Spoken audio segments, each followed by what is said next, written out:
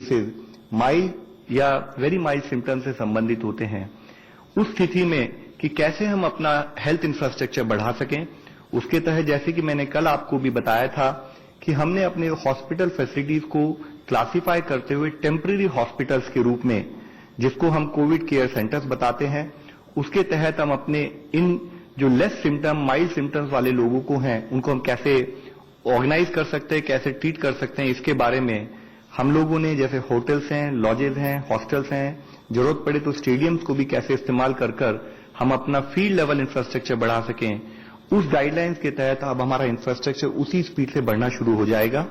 इसके साथ ही हमने जो क्रिटिकल केसेस होते हैं या जो सीरियस केसेस होते हैं उनके लिए भी डेडिकेटेड हेल्थ केयर सेंटर्स और डेडिकेटेड हॉस्पिटल्स के बारे में भी अपना रिक्वायर्ड एक्शन स्टेट गवर्नमेंट के साथ कोऑर्डिनेट करते हुए हम कर रहे हैं। चेन ऑफ ट्रांसमिशन को तोड़ने के लिए बोथ सेंट्रल गवर्नमेंट और राज्य सरकार में सीरीज ऑफ मेजर्स लिए जा रहे हैं। जैसे जैसे देश में केसेस की संख्या बढ़ रही है, उसी के साथ ही हमारा जो रेस्पॉन्स है वो भी उसी से कमेंसरेट रूप में हम बढ़ाते जा रहे हैं। हमारी प्रिपेयर्डनेस भी उसी हिसाब से हम बढ़ाते जा रहे हैं। इस समय में, जैसे इससे पहले भी मैंने आपकी नॉलेज में लाया हूं, इस समय में हमारी गाइडलाइंस के तहत जैसे कि जो हमारा कंटेनमेंट प्लान है उसके तहत देशव्यापी हर जिले में कार्य हो रहा है। काफी अधिकारीगण उस एक्शन प्लान के तहत एक्शन ले रहे हैं, इनिशिएटिव लिए जा रहे हैं कि कैसे हम कोविड-19 की सिचुएशन को मैनेज कर सकें। आप लोगों की नॉलेज के लिए जैसे मैं लाना चाहूंगा कि पुणे सेंट्रल रीजन और कोंढवा रीजन में डोर टू डोर सर्वे करते हुए 35 स्क्वायर किलोमीटर के एरिया में सर्वे किया जा रहा है, जिसके तहत जो टीम्स बनाई गई हैं वो पर्सन्स विद कोमॉर्बिडिटीज जैसे हाइपरटेंशन, डायबिटीज, उनको भी चेक कर रहे हैं। साथ ही कोई अगर ट्रैवल हिस्ट्री या कॉन्टैक्ट हिस्ट्री हो, उस टाइप के लोगों का भी सर्वे करके उनको रिक्वायर्ड सर्विसेज प्रोवाइड की जा रही हैं। इसी तरह से पत्तनमथिट्टा केरला में जो एक जिला है, वहां पर भी एडमिनिस्ट्रेशन के लेवल पर सर्विलेंस साथ ही कॉन्टैक्ट ट्रेसिंग के लिए रिक्वायर्ड एफर्ट्स किए जा रहे हैं। एक मुख्य अंश वहां पर जो फोकस किया गया है, जो मैं आप लोगों की दृष्टि में लाना चाहूंगा कि इस समय में जब हम ये सारा काम कर रहे हैं, कैसे टेक्नोलॉजी का इस्तेमाल करते हुए वॉर रूम बनाया गया और साथ ही कैसे क्लस्टर्स और जो हाउस होल्ड अंडर क्वारंटाइन है उसको मॉनिटरिंग के लिए टेक्नोलॉजी का यूज किया जा रहा है, और साथ ही जो हमारे लोग क्वारंटाइन या हॉस्पिटल में उनको रिक्वायर्ड साइकोलॉजिकल सपोर्ट भी प्रोवाइड किया जा रहा है। इस संबंध में जैसे आप लोगों की नॉलेज में ऑलरेडी है कि हम एक इन्फेक्शियस डिजीज से डील कर रहे हैं। इन्फेक्शियस डिजीज से डील करने में एक मुख्य अंश ये होता है कि अगर हमारी कहीं पर भी एक भी जगह पर फेलियर होती है तो वो हमारे ओवरऑल एफर्ट्स को हार्म पहुंचा सकती है। इसलिए जो भी हम एक्शन लें वह यूनिफॉर्म हो, वह एक 100% एंश्योर्ड हो। उसके तहत हम सब आप लोगों के द्वारा फिर से रिक्वेस्ट करना चाहेंगे कि आज जिस सोशल डिस्टेंसिंग की, जिस लॉकडाउन की स्थिति में हम ये सारे एफर्ट्स कर रहे हैं, उसमें काइंडली सब लोग हमें अपना सहयोग प्रोवाइड करें ताकि हम इस बीमारी से निजात पा सकें। धन्यवाद। गृह मंत्रालय की तरफ से गृह मंत्रालय की तरफ से अपडेट ये है कि राज्य सरकारें लॉकडाउन के एनफोर्समेंट में लगी हुई हैं। हॉटस्पॉट्स में लॉकडाउन मेजर्स को राज्य सरकारों द्वारा और भी बढ़ा दिया गया है। पुलिस द्वारा निगरानी और भी इंटेंसिव हो रही है। खासकर इन लोकेलिटीज में कम्युनिटी लीडर्स की मदद से लोगों के बीच जागरूकता बढ़ाई जा रही है। मार्केट्स में, बाजारों में, बैंकों में जिला प्रशासनों ने सोशल डिस्टेंसिंग रखने के लिए कई कदम उठाए हैं, जैसे एरिया मार्किंग और कई जगह पे बैरिकेडिंग। एसेंशियल कमोडिटीज और सर्विसेज की स्थिति संतोषजनक है। जैसे मैंने कल बताया था, क्योंकि संभावना है कि कुछ लोग ब्लैक मार्केटिंग अथवा होर्डिंग करें, होम सेक्रेटरी ने सभी चीफ सेक्रेटरीज को लिखा है कि वे एसेंशियल कमोडिटीज एक्ट 1955 के प्रावधानों का उपयोग करते हुए ये सुनिश्चित करें कि एसेंशियल गुड्स उपलब्ध रहें। राज्य सरकारें कई कदम उठा सकती हैं, जैसे कि fixing of stock limits, capping of prices, dealers के अकाउंट्स का इंस्पेक्शन इत्यादि। जैसे कि आपको पता होगा, प्रधानमंत्री गरीब कल्याण योजना के अंतर्गत सरकार ने 1.7 लाख करोड़ रुपए की राहत पैकेज की घोषणा की थी।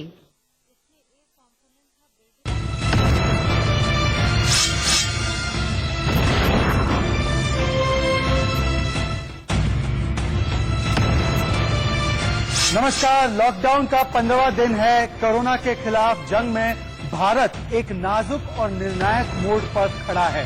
अब तक हम स्टेज 2 में थे, पर आज स्टेज 3 में जाने की कगार पर अगर हम आ चुके हैं।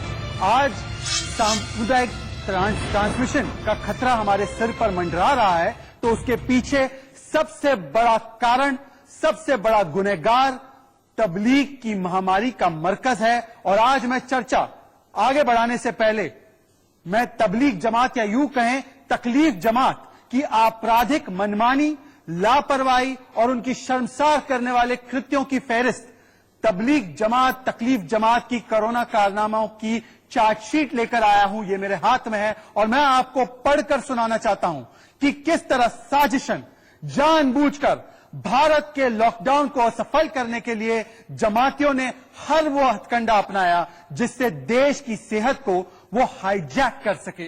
13 से 15 मार्च 2500 से ज्यादा जमाती मौलाना साद, उनके सरगना के भड़काने पर सरकार के आदेशों के खिलाफ सेक्शन 144 का उल्लंघन करते हैं और जमा होते हैं, जबकि मक्का मदीना में भी पाबंदियां लगी हुई है। दिल्ली पुलिस से झूठ बोलते हैं, विदेशी जमातियों का आंकड़ा छिपाते हैं, 25 मार्च तक कोई एक्शन नहीं लेते। जब आखिरकार उन्हें निजामुद्दीन के इलाके से इवैक्यूएट करने की टीम पहुंचती है तो उन पर, पुलिस वालों पर, स्वास्थ्य कर्मचारियों पर थूकते हैं। देश भर में संक्रमण फैलाने के लिए कोरोना के स्लीपर सेल की तरफ फैल जाते हैं और बार बार बताए जाने पर भी कि आप टेस्ट करवा दीजिए, क्वारंटाइन हो जाइए, उससे उलट इंदौर में जब जांच टीम पहुंचती है तो महिला डॉक्टरों पर पथराव करते हैं, जान बचाने वालों पर जानलेवा हमला करते हैं। 3 अप्रैल को क्वारंटाइन में रहते हुए शर्म और हया की हर लक्ष्मण रेखा को पार करते हुए महिला डॉक्टरों के साथ गाजियाबाद में अश्लील हरकतें करते हैं, अश्लील गाने लगाते हैं। 4 अप्रैल को क्वारंटाइन में सामाजिक दूरियों का जो प्रिंसिपल है, उसकी सिद्धांत की धज्जियां उड़ाते हुए साथ में नमाज अदा करते हैं, दूसरे वार्ड में घूमने फिरने चले जाते हैं। 5 अप्रैल को चिकन बिरयानी की मांग करते हैं, खाने को लेकर हंगामा करते हैं। 7 अप्रैल को नोएडा के सेक्टर 39 में स्वास्थ्य कर्मचारियों पर अपनी गंदी बेडशीट फेंकते हैं। कल शाम को और कल दिन भर में नरेला केंद्र में पाया गया कि खुले में शौच की हुई थी इन लोगों ने। आज द्वारका में पेशाब से भरी बोतलें फेंकने का काम कर रहे थे।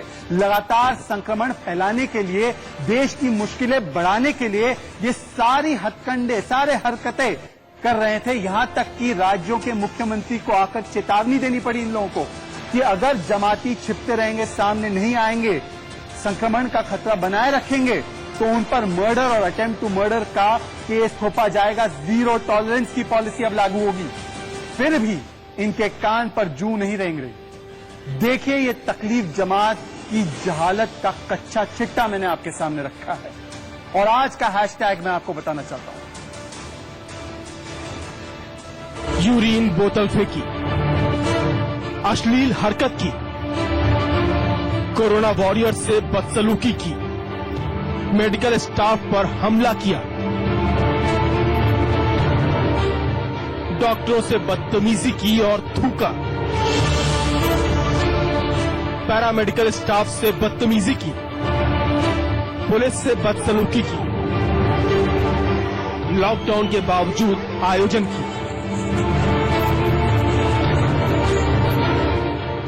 ये जमात की जहालत की हद है।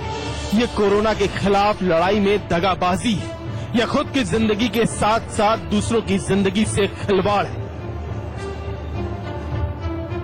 पूरी दुनिया त्राहिमाम कर रही है। लोग घरों में दुबके हुए हैं, लेकिन तबलीगी जमात है कि मानने को तैयार ही नहीं। देश भर में लगातार जमातियों की कारगुजारियां सुर्खियां बन रही हैं। आज दिल्ली के द्वारका में जमातियों ने यूरिन से भरी बोतलें क्वारंटीन सेंटर में रखी और फिर उन्हें सड़कों पर फेंका। शिकायत के बाद पुलिस ने केस दर्ज कर लिया और जांच शुरू कर दी। ये पहली घटना नहीं है।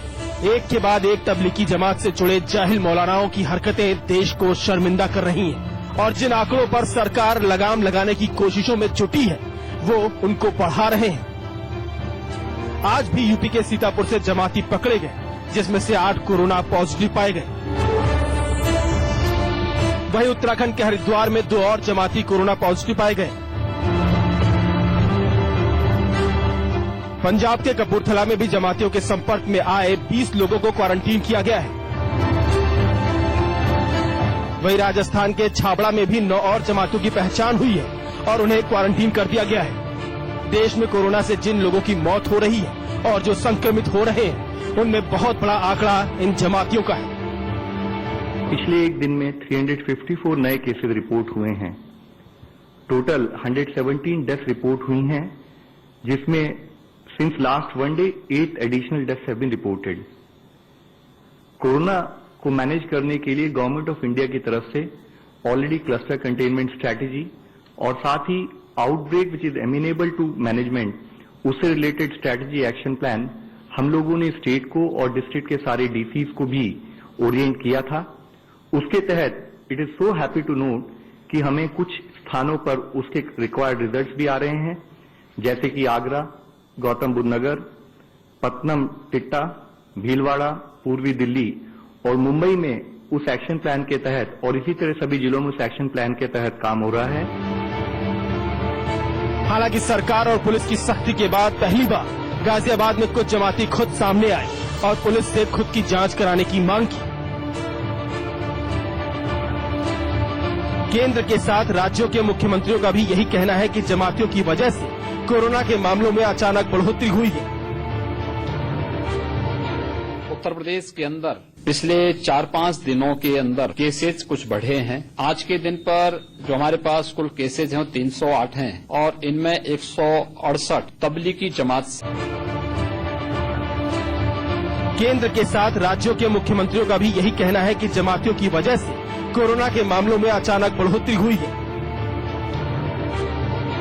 उत्तर प्रदेश के अंदर पिछले 4-5 दिनों के अंदर केसेज कुछ बढ़े हैं। आज के दिन पर जो हमारे पास कुल केसेज हैं 308 हैं और इनमें 168 तबलीगी जमात से जुड़े हुए कोरोना पॉजिटिव के केसेज हैं। प्रदेश के अंदर इसको हर स्तर पर रोकने के लिए भारत सरकार की मदद से प्रभावी कदम उठाए जा रहे हैं। जब कोरोना का पहला पॉजिटिव केस आया था तब उत्तर प्रदेश के अंदर एक भी लैब नहीं थी। आज भारत सरकार के सहयोग से उत्तर प्रदेश के अंदर 10 टेस्टिंग लैब वर्तमान में सफलतापूर्वक कार्य कर रही हैं। कोविड-19 के खिलाफ प्रदेश सरकार ने Uttar Pradesh Covid care fund की स्थापना की है। इसमें माननीय जनप्रतिनिधियों के साथ साथ समाज के विभिन्न तबकों का व्यापक समर्थन भी मिल रहा है।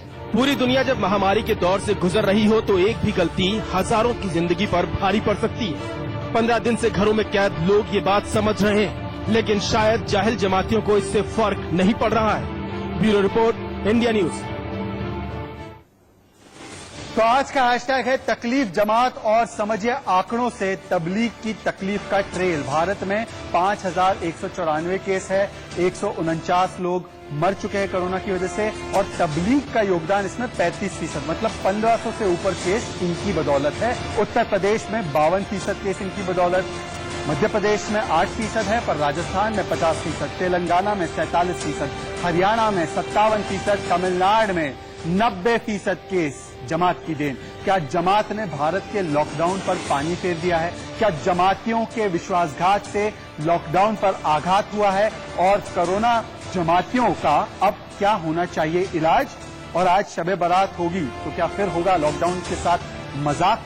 ये सवाल है और इन सवालों का जवाब देने के लिए मेरे साथ कुछ मेहमान जुड़ चुके हैं। मैं परिचय कराना चाहता हूं, डिबेट ओपन करना चाहता हूं। मेरे साथ यासिर जिलानी है। यासिर जिलानी की पहचान ये है कि राष्ट्रीय मुस्लिम मंच के वो प्रवक्ता है, जामिया इलाके में रहते हैं। मेरे साथ मुजीबुर रहमान है। मुजीबुर रहमान आजकल डिबेट्स में आ रहे हैं, तबलीग जमात और मौलाना साद का समर्थन करते हैं।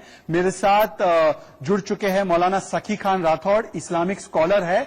मैं आपको बता दूं कि आज मैंने जानबूझकर बीजेपी के प्रवक्ता को नहीं बुलाया अपनी डिबेट में, क्योंकि जो सवाल मैं पूछना चाहता हूं या मेरे पैनलिस्ट पूछना चाहते हैं तबलीग जमात, तकलीफ जमात से, वो ये कहकर ना निकल जाए कि ये तो मुसलमानों को टारगेट कर रहे हैं। तो इसीलिए मेरे शो में आज जो भी है, मुझे गिनते हुए तमाम मुसलमान हैं और एक मुसलमान होने की हैसियत से, भारतीय मुसलमान होने की हैसियत से मुजीबुर रहमान ये किस तरीके का व्यवहार कर रहे हैं जमाती, जिनका बचाव आप सुबह से शाम टीवी पर बैठकर कर रहे हैं।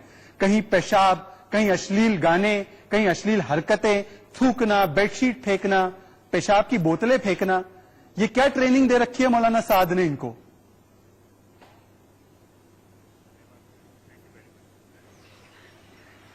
आपकी स्क्रीन है, लेकिन मैं आपको बता दूं, अभी आपने कहा कि किसी ने बोतल फेंकी और जांच चल रही है। मैं आपसे पूछ रहा हूं जांच क्यों चल रही है? हाँ, जांच बताइए किस लिए चल रही बताइए। है? मुजीबुर रहमान, जोर से बोलिए, आप तो जोर से डिफेंड करते हैं इन चीजों को। आप मुझे बताएं जांच क्यों चल रही है?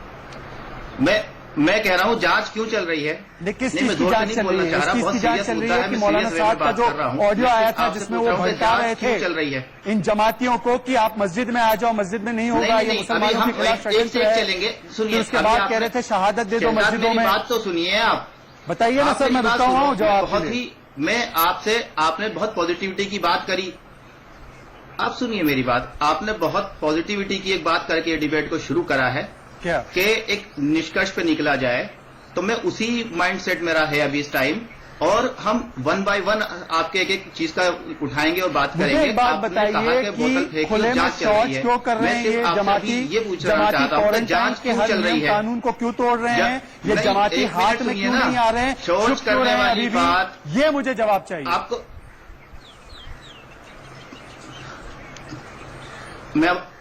मुझे आप रोकेंगे तो नहीं 1 मिनट तक?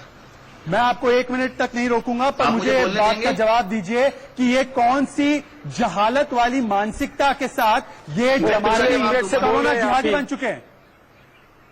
इसका जवाब दीजिए। आप निष्कर्ष पे निकल चुके हैं, आप निष्कर्ष पे निकल चुके हैं और आप मुझसे जवाब मांग रहे हैं। मेरे जवाब सुनने से पहले आप निष्कर्ष पे निकल चुके हैं।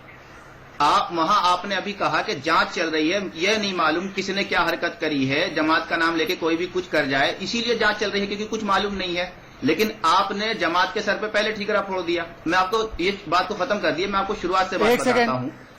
मुजीबुर रहमान, सारी fake news Mujibur Rahman, videos पुरानी स्वास्थ्य हैं। मंत्रालय ने एक कहा है, मैं मुजीबुर आपको रहमान, एक रेफरेंस सेकंड दूंगा। एक सेकंड, शहजाद, मैं मुजीबुर आपको रहमान, टेक्स्ट करूंगा, स्वास्थ्य ट्विटर पे मंत्रालय ने मटेरियल। कहा है 1500 से ज्यादा केस सर, आपकी वजह से गुजरात हुए के हैं, हाईकोर्ट ने भी मरकज की कहा वजह है। से हुए हैं। सर, गुजरात क्या आप के इस हाईकोर्ट बात ने से भी इत्तेफाक कहा नहीं है। रखते क्या? गुजरात के हाईकोर्ट ने भी कहा है, लेकिन उसे गुजरात रेफर के करा हाईकोर्ट है को छोड़ मीडिया दीजिए, न्यूज मुझे एक को। बात बताइए, उन्होंने- क्या महामारी का आपने मरकज खुद कहा कि हम जमात इसको बहुत इन सीरियस बढ़ते में हुए लेंगे। केसेस के लिए जिम्मेदार आपने- नहीं है? सर, आप तो मुझे 10 मिनट भी नहीं बोलने दे रहे। 10 मिनट आप तो बोलने मुझे की यहाँ 10 पे सेकंड आजादी भी किसी को बोलने नहीं दिया। आप मिलती। मुझे बोल रहे थे कि 1 मिनट ये देंगे। ये 10 आपके सेकंड मरकज का बोलने मंच दिया। नहीं है, ये आपके मरकज का मंच नहीं है। आपको- सवाल आप के सवाल जवाब जो है दिए ना, जाएंगे। आधी सारी बिरयानी मांगने वाली न्यूज बिरयानी मांगने वाली न्यूज गलत निकली, अश्लील हरकत करने वाली बात गलत निकली। कहाँ गलत निकली? बरेली में FIR हुई है, नरेला में FIR हुई है, सारी हर न्यूज गलत किस्से निकली। पर तो FIR और हुई ये है। न्यूज भी आपको फिरोजाबाद FIR तो सर बहुत होती है। शहजाद जी, आपके खिलाफ भी बहुत FIR हुई होंगी और खारिज हो गई मेरे होंगी, खिलाफ और कोई ट्विटर भी हो FIR जाएंगे नहीं बहुत है, में। और मैं ना और ऐसे किसी बहुत महिला लोगों के साथ खिलाफ अश्लीलता FIR करता होती हूँ, है। FIR ना मैं पेशाब की बोतलें FIR फेंकता हूँ, होने- ना मैं खुले में शौच करता हूँ कोरोना फैलाने के कोई लिए। सबूत मुझे नहीं एक बात है, सब बताइए फेक कि है। एक जमाती अभी तक अपने आप को टेस्ट क्यों नहीं करवा रहे? किसी नर्स की तरफ से कोई कंप्लेंट नहीं आई है। हम अब मैं बयान आपको सुना एक सकते हैं बताता हूं, एक आपको, सिंपल सी बात डॉक्टर का बताइए। और मैं- महिला डॉक्टर कोई का भी बयान आदमी सुना अपनी सकते जान- हैं। इंदौर की भी खबर झूठी है क्या? मेरी बात तो सुनिए। इंदौर ना। की खबर झूठी है? आप मेरी बात तो सुनिए, आप सुनना ही नहीं चाहते हैं। वो जमाती है क्या? आप रूमर का बाजार गर्म आपने कर ढूंढने दिया। किसको गए थे? मधुबनी में ढूंढने किसको गए थे? इंजेक्शन लगाने वाले लोग आ रहे हैं, कोरोना की आड़ में NPR करने वाले लोग आ रहे हैं। कोरोना की आड़ में NPR करने वाले लोग आ रहे हैं। कम्युनिटी का ट्रस्ट को खोने के बाद आप उसमें अफवाहों के बाजार गर्म करते हैं कुछ लोग, और उसके जरिए सारी वो काम करवाते हैं। यासिर जिलानी, ये कैसी मानसिकता है? ये मानसिकता का वर्णन कीजिए यासिर जिलानी, ये कैसी मानसिकता है? ये कैसा अब इनको इनकी सोच है? अब इनको चुप कराइए, इनको चुप कराइए। क्यों?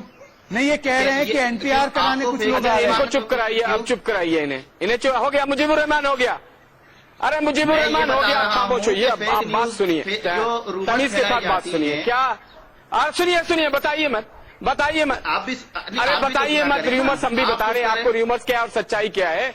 क्या अरे सुन तो लीजिए, सुन लीजिए। शरद पवार झूठ बोल रहे हैं, KCR झूठ बोल रहे हैं तेलंगाना में, आपके केजरीवाल झूठ बोल रहे हैं दिल्ली में, जिन्होंने FIR करने के लिए तबलीगी जमात के लिए सबसे पहले अगर FIR को किसी ने ऐलान किया तो केजरीवाल ने किया, वो झूठ बोल रहे हैं। आप बहुत बड़े सच्चे हो गए, मौलाना साहब बहुत बड़े सच्चे हो गए, और मौलाना साहब ने जो ये पूरा हंगामा खड़ा करके पूरे हिंदुस्तान को इस वक्त कोरोना वायरस के साथ खड़ा कर दिया। नहीं तो हम इस शहजाद भाई, हम इस लड़ाई को अभी जीत चुके होते। आज जो एक एडवाइजरी जारी होके और ये सुनने में आ रहा है कि प्रधानमंत्री ने जो विपक्ष के नेताओं के साथ बात करी है उसके बाद लॉकडाउन की और बढ़ा दिए जाएंगे, ये सारी की सारी स्थिति सिर्फ और सिर्फ ये तबलीगी जमात के मौलाना साहब और उनके तबलीग जमात की वजह और से अभी उनके भारत में कम्युनिटी ट्रांसमिशन हो रहा है कि हमसे गलती हो गई है, आप लोग हमारे साथ आइए और जो लोग गलती कर रहे हैं वाली गलत है, उनके खिलाफ सख्त से सख्त कार्रवाई करें। होटल वाली भी जब जांच के बाद पूरी मुजीबुर जांच रहमान, होगी तो वो मौलाना साद की वीडियो ऑडियो भी गलत थी क्या? निकलेंगी। मौलाना साद का जो ऑडियो था कि मस्जिदों में आओ, ये कोरोना आपके खिलाफ साजिश है, क्या ये भी झूठा था? कोई आया मस्जिद में, कोई आया मस्जिद में, कोई 2500 मस्जिद से में ज्यादा लोग मरकज से निकाले गए हैं। कोई मस्जिद में आया? कोई नहीं आया। शहजाद भाई, उनकी वो रहते वहाँ पे उतने, वहाँ 8-10 हजार रहते हैं, ये तो 25 तो बहुत कम था शहजाद भाई। भाई, यासिर जिलानी आदमी आता है डेली। यासिर जिलानी अभी भी जायज ठहरा रहे हैं। तो वहाँ पे महामारी के शहजाद भाई, मरकज ने जिस तरीके से जब भारत जमात की एक आवाज लॉकडाउन को लगाती असफल है, किया, जब अभी भी जमात मुजीबुर आवाज लगाती रहमान है, और 10-20 उनके लाख कुछ आदमी समर्थक इकट्ठा इसको हो जाता जायज है। ठहरा रहे हैं। अनबिलीवेबल, विश्वास नहीं हो मैं रहा जायज नहीं, मैं आपकी गलत बातों को गलत कह रहा हूँ। वहाँ तक तो बात पहुंची ही नहीं सर, वहाँ तक तो बात पहुंची ही नहीं कि मैं क्या कह रहा हूँ क्या नहीं। पहली भी तो यहाँ आप बात कर रहे हैं तो वही फिर करके ये झूठ बोलने के लिए ये बने हुए, ये चुप नहीं होंगे।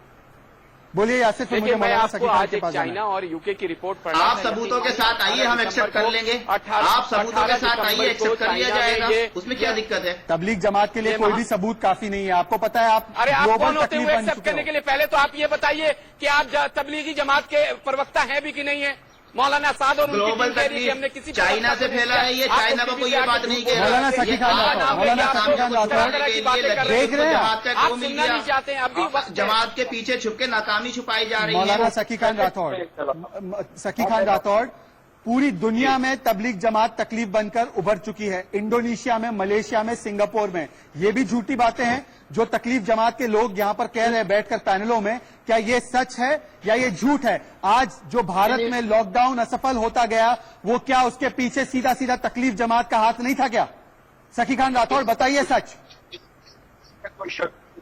कोरोना त्योहार मनाया गया 5 अप्रैल को, लॉकडाउन में धज्जियां उड़ गई, लॉकडाउन डिस्टेंसिंग की धज्जियां उड़ी 5 अप्रैल को। सकी खान राठौर को बोलने दीजिए। मुजीबुर रहमान, 22 अप्रैल को पूरा हिंदुस्तान मिला के सड़कों पर आ गया। मैं आपका जवाब दे रहा हूँ, आपने मुझे सवाल किया। सकी खान राठौर, आप बोलिए। बोलिए सकी खान राठौर। मैं ये कहना चाहता हूँ, इसमें कोई शक की बात नहीं है। जितना कुछ भी हुआ है वो सब तबलीगी जमात की है और ज्यादा से ज्यादा यानी 40-45% जितने मामले पड़े हैं इसमें पूरी जिम्मेदार तबलीगी जमात। लेकिन मैं ये भी साथ कहना चाहता हूँ कि जहाँ तबलीगी जमात जिम्मेदार है उसी रोने को रोया जा रहा है। लॉकडाउन करने के बाद भी कोरोना का जो मामला है वो दिन ब दिन बढ़ता चला जा रहा है। क्योंकि सकी खान राठौर, ये जमाती सामने नहीं आ रहे। तमिलनाडु में इन्होंने आतंक मचा कर रखा है। 90% केस तमिलनाडु के मरकज की वजह से हुए हैं। आपको पता है अगर एक व्यक्ति जिसको कोरोना है वो क्वारंटाइन नहीं होता है तो 400 लोगों तक ये संक्रमण फैल सकता है। इसलिए कहा जा रहा है सामने आइए। पर मुजीबुर रहमान, सकी खान राठौर आपके दुश्मन नहीं है, वो भी कह रहे हैं 40% केस तबलीग की देन है। मानिए और देश से माफी मांगे। मुजीबुर रहमान माफी मांगे, मौलाना साद को माफी मांगनी चाहिए, तबलीग जमात पर पाबंदी लगनी चाहिए। अभी आपने मुझे बताया उन लोगों के बताएं, बाकी 65% की पहले तो मैं आपको बता दूं, बाकी 65% का जिम्मेदार कौन है? उसने माफी मांगी। बाकी 65 का जिम्मेदार से माफी मंगवाओ पहले 65 आप किसको बचाना चाहते हैं? जमात की आड़ में छुप के आप छुप छुपा के परेशान किसको बचाना चाहते हैं? मुसलमानों को बचाने के लिए जा रहे हैं। आप गया था कि कोरोना क्या चीज है, लेकिन मार्च में हमारे देश के तबलीग जमात आपको समझती क्या है? मुजीबुर रहमान, आपको समझते क्या? कहाँ सो रही थी? होम मिनिस्ट्री कहाँ सो रही थी? एडमिनिस्ट्रेशन कहाँ सो रहा था? मैं आपको रोक रहा हूं क्योंकि मैं आपको यूपी के वहां पर अपर मुख्य सचिव पीसी कर रहे हैं। यूपी में 15 जिलों में लॉकडाउन है, सुनिए। 11 घरों में है। इन 15 जिलों के इन हॉटस्पॉट्स के अंतर्गत जो थाने हैं वहां पर जो है विशेष रूप से हमें जन सहयोग लेकर 100% जो है लॉकडाउन का पालन करना पड़ेगा। जो थोड़ी बहुत भी रियायत थी वो रियायत नहीं रहेगी और हम बहुत क्लियर करना चाहेंगे कि इन 15 जिलों के इन हॉटस्पॉट्स के अलावा बाकी जगहों पर जो लॉकडाउन की प्रक्रिया अभी तक लागू है वो एज इट इज रहेगी। लेकिन कहीं किसी को पैनिक करने की जरूरत नहीं है, कहीं अनावश्यक किसी को परेशान होने की जरूरत नहीं है। कुछ सेक्शंस ऑफ मीडिया में एक रिपोर्ट ये चल रही थी कि पूरे जनपद में बंदी है, ऐसा नहीं है। केवल इन हॉटस्पॉट्स में कार्रवाई करी जा रही है। सभी डीएम्स और एसपीज को और पुलिस कमिश्नर्स को निर्देशित कर दिया गया है। मैं डीजीपी साहब से चाहूंगा कि इन हॉटस्पॉट्स में क्या क्या चीजों को समाधान करना होगा, किन किन चीजों का ख्याल करना पड़ेगा, किन किन माध्यम से लोगों को सहयोग करना पड़ेगा, डीजीपी साहब बताएं। हमारे जो सबसे ज्यादा इफेक्टेड 15 जनपद हैं, जिनके विषय में आपको अभी अपर मुख्य सचिव साहब ने बताया है, उसमें क्लस्टर्स हैं जहां पर इस तरह के पीड़ित व्यक्तियों के रहने की या किसी हिस्ट्री उनकी जुड़ी हुई है उनसे। तो ये एरियाज वो पोटेंशियल पॉइंट्स हैं जहां से स्प्रेड की संभावना लगातार बनी हुई थी। तो ये तय किया गया है कि किसी जनपद में, जिन जनपदों की हम बात कर रहे हैं, वो एरियाज जो कॉन्सेंट्रेटेड क्लस्टर्स हैं कोरोना वायरस के, उनको हम इंटेंसिव लॉकडाउन में लाएं। उसका रीजन ये है कि किसी तरह का इन्फेक्शन स्प्रेड ना हो, उसको प्रॉपरली कंटेन किया जा सके। इसके लिए कुछ व्यवस्थाएं की गई हैं और वो व्यवस्था ये है कि सबसे पहले वहां का सैनिटेशन विशेष रूप से इम्प्रूव करना। तो उसमें उस एरिया को कॉर्डन कर करके वहां पर जितना फायर सर्विस की गाड़ियां भी इस काम में लगाई गई हैं उनको लगा करके एक एक्सटेंसिव सैनिटेशन ड्राइव चलाया जाना। वहां पर लॉकडाउन को 100% लागू किया जाना, यानी कि जो पास सिविलियन इशूड हैं उन पासेस को भी स्थगित किया जाएगा इस अवधि में, जिस अवधि में एक्सटेंडेड और इंटेंसिव लॉकडाउन हम लागू कर रहे हैं। जो सप्लाईज का बिंदु पैदा हो रहा है, इसकी गाड़ियां भी इस काम में लगाई गई हैं, उनको लगा करके एक एक्सटेंसिव सैनिटेशन ड्राइव चलाया जाना। वहां पर लॉकडाउन को 100% लागू किया जाना, यानी कि जो पास सिविलियन इशूड हैं उन पासेस को भी स्थगित किया जाएगा इस अवधि में, जिस अवधि में एक्सटेंडेड और इंटेंसिव लॉकडाउन हम लागू कर रहे हैं। जो सप्लाईज का बिंदु पैदा हो रहा है वो ये है कि वहां पर जो लोग उन एरियाज में रह रहे हैं वहां पर civil supplies department medical supplies वो डोर स्टेप पर मुहैया कराएगा। यानी बाहर लोग आकर के दुकानों पर खरीदारी नहीं करेंगे, चाहे वो दवा हो, चाहे बैंकिंग सर्विसेज हो, चाहे वो किसी और प्रकार की सर्विसेज हो, वरन उनको आवश्यकता अनुसार उनके डोर स्टेप पर प्रोवाइड किया जाएगा। किसी भी तरह की आवाजाही उस एरिया में उसी प्रकार रोकी जाएगी जिस प्रकार नॉर्मल कर्फ्यू में रोकी जाती है। और सबसे इम्पोर्टेंट चीज कि वहां पर लोगों को चिन्हित किया जाएगा, कौन आदमी कहाँ किस मकान में रह रहा है, वो कितने फासले पर है उन लोगों से जो जहाँ पे पहले इस तरह के लोगों का रहना पता चला है, जहाँ पे वो लोग रहे हैं, उनके परिवार के लोग रहे हैं, इससे उसको आइडेंटिफाई किया जाएगा। और ये जो तमाम सारे लोग आवागमन कर रहे हैं कि एक मोहल्ले से दूसरे मोहल्ले को जाना है तो बीच से होकर के निकल रहे हैं, इसको बिल्कुल रोक दिया जाएगा। कहने का मतलब कि बैरिकेडिंग करके उन एरियाज को बिल्कुल सेग्रीगेट किया जाएगा, वो जीरो जोन बना दिए जाएंगे ट्रैफिक के लिए। तो ये प्राइम व्यवस्था लागू की गई है, enhanced sanitation, load step supplies और barricading of the area, so that कोई भी किसी तरह का कंटेजियन स्प्रेड होने की कोई संभावना न रहे। ये व्यवस्था हमारी है। इसमें 3-4 चीजें और बता दूं। एक तो नए फायर ब्रिगेड आज भेजे गए हैं हर जिले में, आपने खुद ही देखा होगा। तो इन फायर ब्रिगेड से सैनिटेशन, सोडियम हाइपोक्लोराइड का जो है सैनिटेशन भी कराया जाएगा। इन एरियाज में 112 यूपी 112 की गाड़ियां विशेष रूप से रखी जाएंगी। लाउड स्पीकर्स का इस्तेमाल करके लोगों को जो है सूचना भी दी जाएगी, आगाह भी किया जाएगा। जरूरत पड़ेगी तो पुलिस ड्रोन्स का भी इस्तेमाल करेगी। इन एरियाज में अगर कोई बैंक वगैरह है या राशन दुकान है, उसको अभी फिलहाल 15 तारीख तक नहीं खोला जाएगा। और वहां पर जो है सड़कों पर हम मीडिया को भी जाने नहीं देंगे। अगर जरूरत पड़ेगी तो ऑफिशियल फोटोग्राफर्स कुछ जा सकेंगे, तो जिससे कि वहां आवाजाही कम रहे और वहां संख्या लोगों की बहुत ही सीमित रहे। तो ये चीजें जो है ध्यान देने की आवश्यकता है।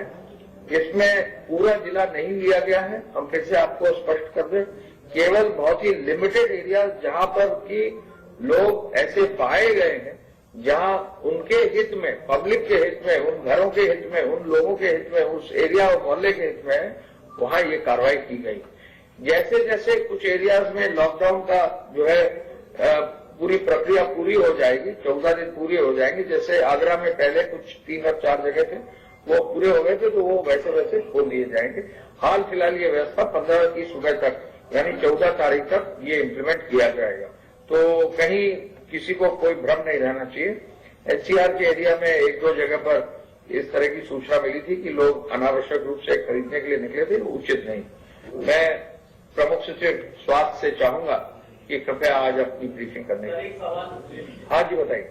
ये जो फैली है ये अब उसको हमने क्लैरिफाई आपको कर दिया है। अब आप जो सही स्थिति है वो जो है लोगों को बताएं। प्रमुख सचिव स्वास्थ्य। धन्यवाद। 15 की सुबह तक जब तक की लॉकडाउन की व्यवस्था अभी है वर्तमान में है वैसे ही तभी तक किया गया। मैं प्रमुख सचिव स्वास्थ्य से चाहूंगा कि आप अपना डिटेल। धन्यवाद।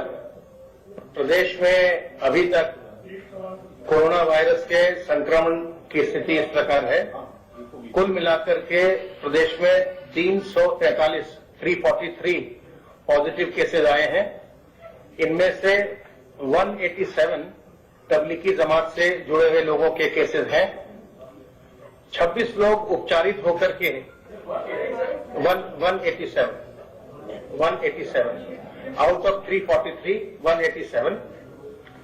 इसमें से 26 लोग पूर्णतः उपचारित होकर डिस्चार्ज होकर घर जा चुके हैं। अभी जब मैं प्रेस कॉन्फ्रेंस में आ रहा था तभी सूचना मिली कि पीलीभीत में एक महिला है शकीला जिनकी उम्र 73 साल है, उनकी भी सेकेंड रिपोर्ट निगेटिव आ गई है, तो वो भी आज शाम तक या कल सुबह तक डिस्चार्ज हो जाएंगी।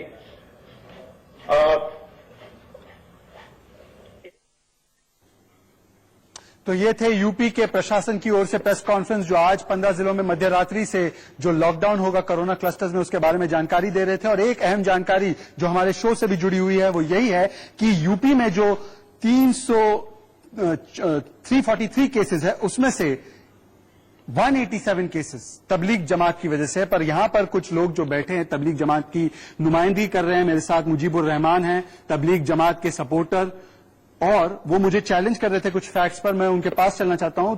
मुजीबुर रहमान, पहले तो यूपी की अभी प्रेस कॉन्फ्रेंस हुई, यूपी गवर्नमेंट की प्रेस कॉन्फ्रेंस हुई है, उसमें बताया गया है कि किस तरीके से आप लोगों ने योगदान दिया है यूपी में कोरोना बढ़ाने में। पर उसके अलावा यूपी के ही गाजियाबाद के अस्पताल में 5 लोगों पर जो जमाती है उन पर केस किया गया है, रासुका लगाया गया है क्योंकि वो अश्लील व्यवहार कर रहे थे। ये एफआईआर हो चुकी है। अब मुझे जवाब दीजिए कि कौन सी जहालत भरी मानसिकता है कि क्वारंटाइन से अभी भी छुप रहे हो आप लोग, अभी भी आप कोरोना का खतरा बनकर देश भर में कोरोना स्लीपर सेल की तरह पेश आ रहे हो।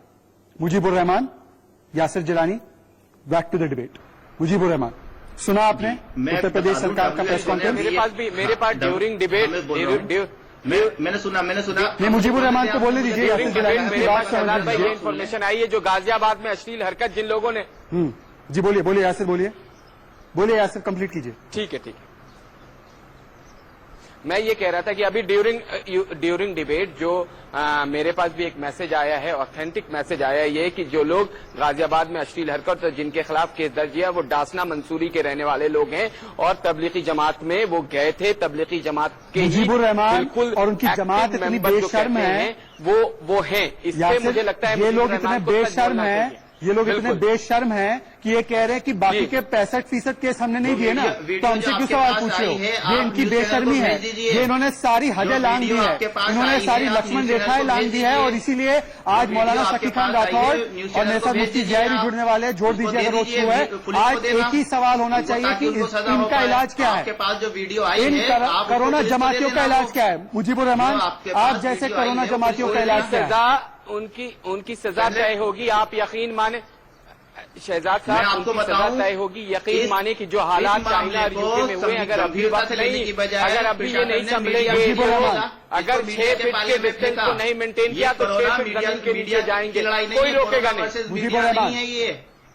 आप बोलिए, WHO ने ये कहा है कि ये किसी का फॉल्ट नहीं है, हिदायत करी है कि ये किसी का मुजीबुर रहमान अगर किसी का फॉल्ट नहीं है तो ये लोग छिप क्यों रहे हैं? आपको पता है 12 कोरोना पॉजिटिव लोग लखनऊ कंटोनमेंट की मस्जिद में छिप रहे थे। क्या षड्यंत्र रचा रहे थे ये लोग?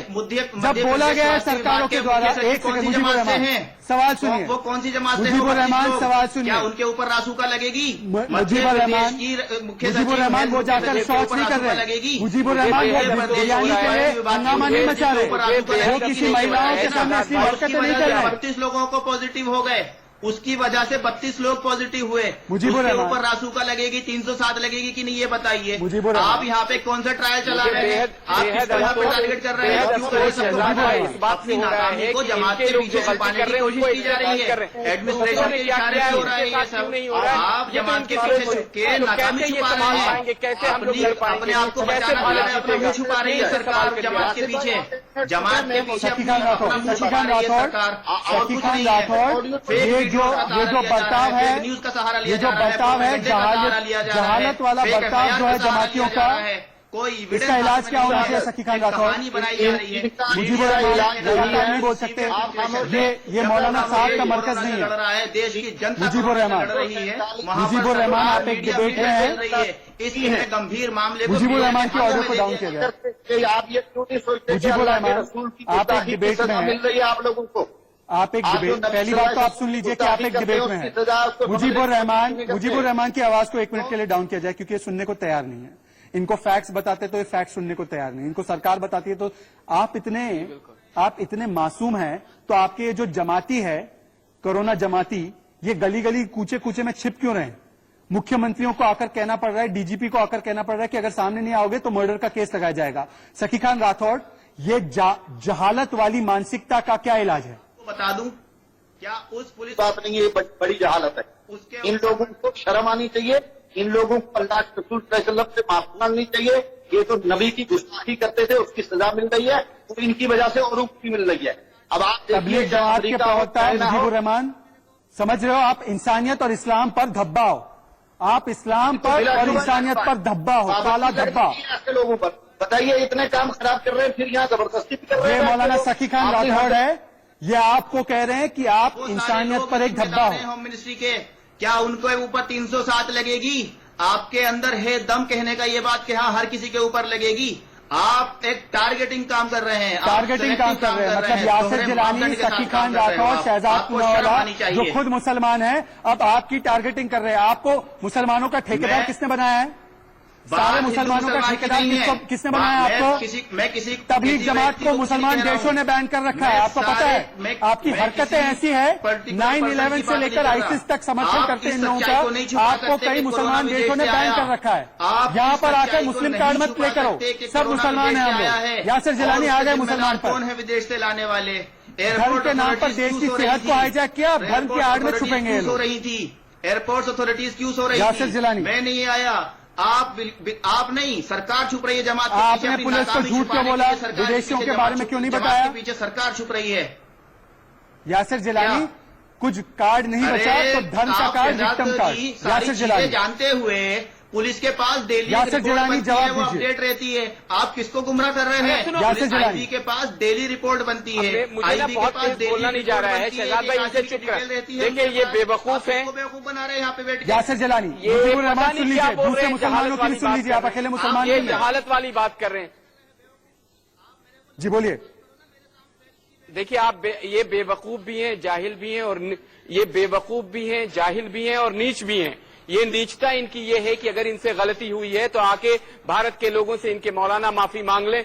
आप यकीन करें, भारत के लोगों का बड़ा दिल है, सरकार हो सकता है इनके बारे में विचार भी कर सकती है। मुजीबुर रहमान माफी मांगो देश से, और ये कह रहे हैं कि मुजीबुर रहमान देश से माफी मांगो। आपके कोरोना कारनामों की चार्जशीट उन्होंने पढ़कर सुना दिया देश को, देश से माफी मांगो। किसी ने भी गलती करी है उसको सरकार बख्शेगी नहीं, उसको एफआईआर करेगी। मुझे लगता है कि आज मुजीबुर रहमान को देश से माफी मांगनी चाहिए। इंडिया न्यूज कोरोना की महामारी के प्लेटफॉर्म से माफी मांगो। मुजीबुर रहमान डिपार्टमेंट वहाँ कोरोना से ग्रस्त हो चुका, मुजीबुर रहमान सारे ऑफिशियल वहाँ कोरोना से ये ग्रस्त मौलाना हो चुके हैं। साद की तरह मत पेश आओ की रिपोर्ट है, सारे ऑफिशियल मौलाना साद की तरह मत पेश आओ। कोरोना ग्रस्त हो चुके हैं। सुनिए मेरी बात, मुजीबुर रहमान करे ना यहाँ पर मुजीबुर रहमान, जफर सरेशवाला ने आपका काला चिट्ठा खोल दिया है। जफर सरेशवाला ने बताया कि आपको मौलाना साहब को बताया गया था कि इससे बचे, इस मरकज को ना करें, फिर भी आपने ये मरकज की, आपने देश में महामारी फैलाई, माफी मांगे। इस टाइम आपको नहीं सुन रहा, इस टाइम यहाँ पे मुझे सुन रहा है क्योंकि मैं सच बोल रहा हूँ। मैं आप बता रहा हूँ सच नहीं बोल रहे हैं, आप जमातियों को उकसा रहे हैं, जैसा मौलाना साहब उकसा रहे थे। तो लोग बताएंगे कि यस मुजीबुर रहमान आपके चैनल से सच बोल के उठा है। ये सच है, महिलाओं के साथ अश्लील हरकतें करना और उनको बचाना, ये आपको सच है। सच के मुजीबुर ऊपर रहमान लोग आप पे हंस रहे हैं, मौलाना साहब पे हंस रहे हैं, पसंद नहीं, मौलाना साहब पे आप लोग सब पे हंस रहे हैं। मुजीबुर रहमान, आपको पता है जो महिलाओं के साथ बदसलूकी इससे एक करता सवाल है, कर लीजिए शहजाद साहब, ये महिलाओं के साथ बदसलूकी करने वाले, ये कोरोना फैलाने वाले, ये कोरोना के वॉरियर्स पर थूकने वाले लोग, इनको आप जमाती कहते हो और इनका बचाव करते हो। शर्म आनी चाहिए आपको। यासिर जिलानी वाली बात वो फेल हो गई। यासिर जिलानी, रोज इनमें कोई शर्मिंदगी नहीं है, ये शर्मिंदा नहीं है, ये गर्व कर रहे हैं, ये साजिशन ये कर रहे थे। मतलब मैं भी यही हूँ। ये शर्मिंदा देखते हैं कि रोड में कितनी सस्टेनेबल होती हैं ये चीजें, एविडेंस कहाँ से आते हैं हम देखते हैं ना उसको केस के अंदर। एविडेंस की बात कर रहे हैं, करेंगे डिबेट चलाना और आप उस दिन माफी यासिर जिलानी, अब ये साबित हो रहा है कि ये साजिशन ये किया जा रहा है। मानेंगे नहीं, ये झूठ बोलेंगे। मुजीबुर रहमान के अंदर मालूम आपको, मुजीबुर रहमान के ऊपर एफआईआर आप कौन सी साजिश का हिस्सा? जमात के बारे में यासिर जिलानी, ये साजिश का हिस्सा है। देखिए मुझे तो ये लगता है कि कहीं ना कहीं जो इनके यहाँ लोग जो आए हैं वो बिल्कुल साजिश का हिस्सा है, और वो साजिश हो सकता है कि पाकिस्तान की जो खुफिया एजेंसी ISI है उसका हाथ भी इन लोगों के साथ मिला हो तो कोई ठीक नहीं, उस पर भी मुझे लगता है विवेचना होना चाहिए। और ये मुजीबुर रहमान जैसे लोग जो बोल के आ रहे हैं इनको मुझे लगता है कि इनका पिछला रिकॉर्ड ढूंढना चाहिए कि ये पीछे इनका क्या रिकॉर्ड रहा है, ये कहाँ इन्वॉल्वमेंट रही है। सरकार को इन सारी चीजों को ढूंढ के इन जैसे लोगों को गिरफ्तार कर लेना चाहिए। मुजीबुर रहमान, मेरे पेशेंट्स को टेस्ट मत कीजिए, मेरे पेशेंट्स को टेस्ट मत कीजिए। मुजीबुर रहमान कान खोल के सुन लीजिए, मुजीबुर रहमान कान खोल कर सुन लीजिए। आपने वीजा नॉर्म्स को वायलेट किया जब वो फिरंगी लोग यहाँ पर आए, आपने ये बात छुपाई दिल्ली पुलिस से, आपने SDM को इत्तला नहीं दी कैंप से, आपने महामारी का मरकज होने दिया जबकि आपको कहा गया था इसको मत कीजिए। मेरे पेशेंट्स को टेस्ट मत कीजिए मुजीबुर रहमान, धर्म का को टेस्ट मत कीजिए। मुजीबुर रहमान कान खोल के सुन लीजिए, मुजीबुर रहमान कान खोल कर सुन लीजिए। आपने वीजा नॉर्म्स को वायलेट किया जब वो फिरंगी लोग यहाँ पर आए, आपने ये बात छुपाई दिल्ली पुलिस से, आपने SDM को इत्तला नहीं दी कैंप से, आपने महामारी का मरकज होने दिया जबकि आपको कहा गया था इसको मत कीजिए। मेरे पेशेंट्स को टेस्ट मत कीजिए मुजीबुर रहमान, धर्म का कार्ड और विक्टिम कार्ड खेलना छोड़ दीजिए। कोई भी बाहर से आ रहा था उसकी स्क्रीनिंग क्यों नहीं हो रही थी?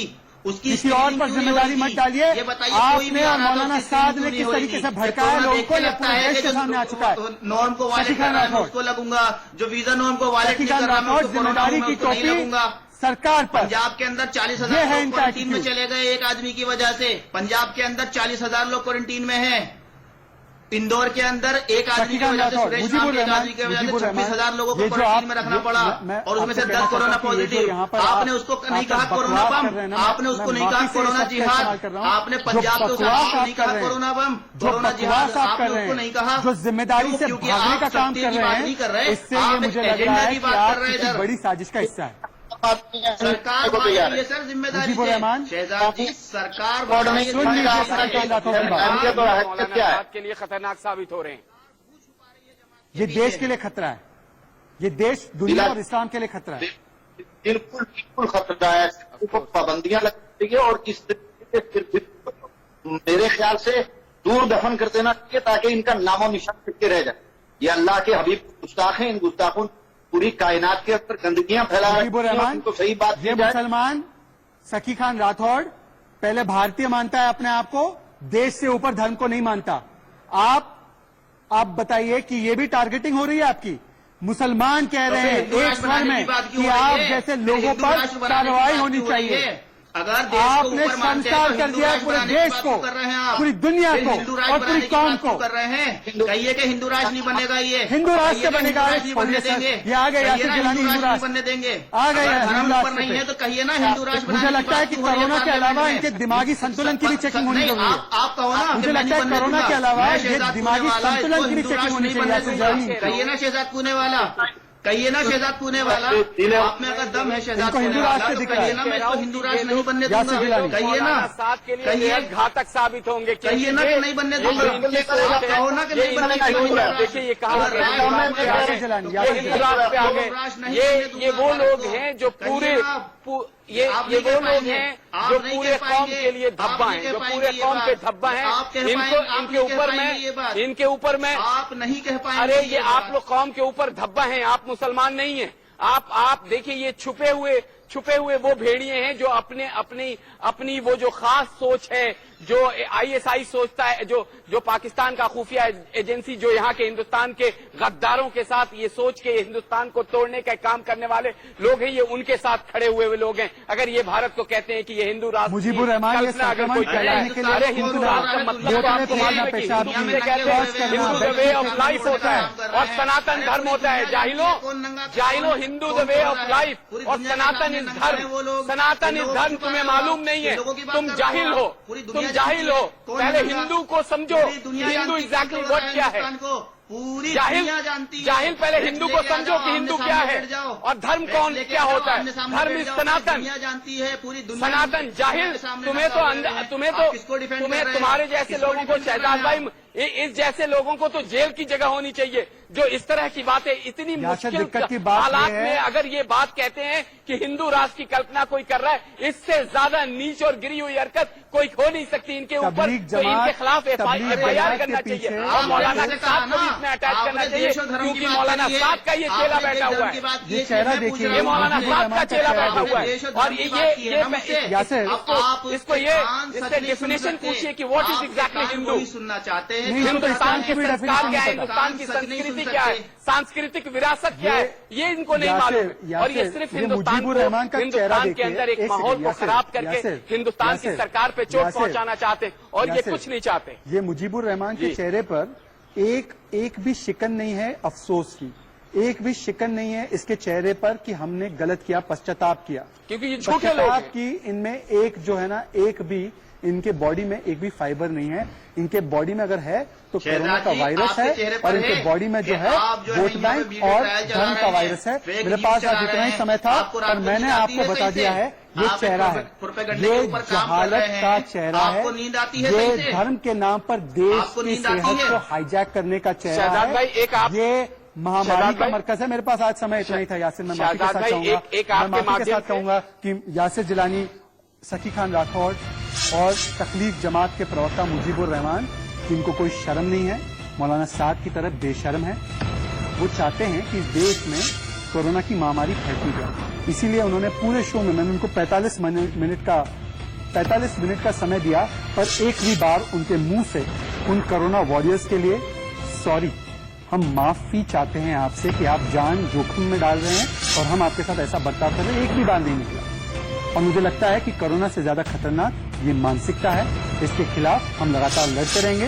और कोरोना की लड़ाई में आपको सामाजिक दूरी बनाकर रखनी है, घर पर रहना है और इस तरीके की मानसिकता के लोगों से लगातार बचना है।